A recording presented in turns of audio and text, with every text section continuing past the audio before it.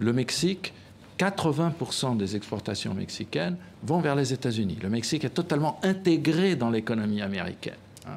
Alors, c'est évident que s'il y avait une barrière aux frontières, ça ferait mal aux Mexicains. Sauf qu'au début, ils avaient très peur, puis petit à petit, ils se sont dit, mais attendez, pratiquement toutes les grandes industries américaines, automobiles, électroniques, etc., ont des chaînes de valeur qui vont au Mexique avec des composants qui traversent la frontière 10, 20 fois d'un côté et de l'autre.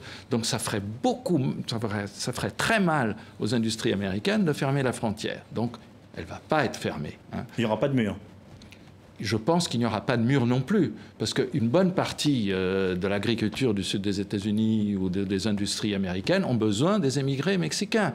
Donc, et le mur, vous avez vu que la justice américaine n'a pas vraiment laissé passer. Donc, ça commence à devenir très compliqué. Je pense qu'il y aura une renégociation du traité de libre-échange de l'Amérique du Nord, mais une renégociation soft, où on va faire quelques petits arrangements par-ci, par-là, et on va trouver un moyen de se sortir de cette affaire. Et donc, vous estimez que Trump est un amateur pour avoir ignoré tout ça, pour avoir prétendu pouvoir fermer la frontière comme ça, alors qu'en fait, ils sont totalement imbriqués et que c'est impossible? Je ne sais pas si c'est un amateur, c'est plutôt un ignorant.